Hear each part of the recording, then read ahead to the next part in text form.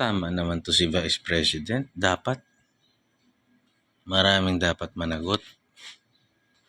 The stupid people sa gobyerno na nagtulong-tulong. Sila kasi ang buhay nila nakalaan para gamitin ang resources ng gobyerno, kundi magpayaman, manira. Para i-set up ulit yung susunod sa yapak nila na galing sa mga partido nila o i-set up yung mga party list ng mga anak nila, asawa nila. Ganyan kawalang modo yung mga pinakamatataas na opisyalis natin sa gobyerno. Kaya nga ang tawag ko dyan sa mga hayop na yan, mga demonyo eh. Mga demonyo yan. Wala namang matinong taong gagawa niya.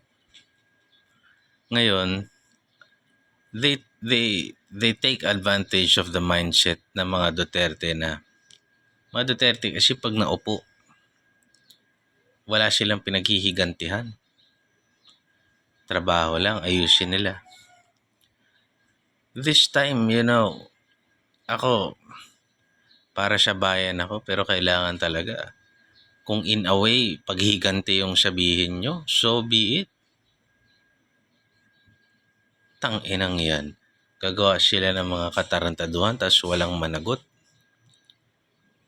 Hindi naman po pwedeng laging gano'n. Nasanay itong mga putang inang to na wala silang pananagutan.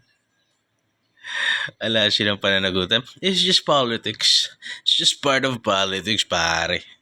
Well, hindi kami nagtagumpay. Well, di ba, mayaman naman kami. Next time. Next election. Putang ina nyo. Di ba? Binaboy nyo na yung bansya. Mga hayop na demonyo kayo. Pwedeng ganun. It's just politics. Hindi. Putang ina nyo, makulong kayo. Tang ina mga demonyo na yan. Talagang dapat managot ang administrasyon na ito.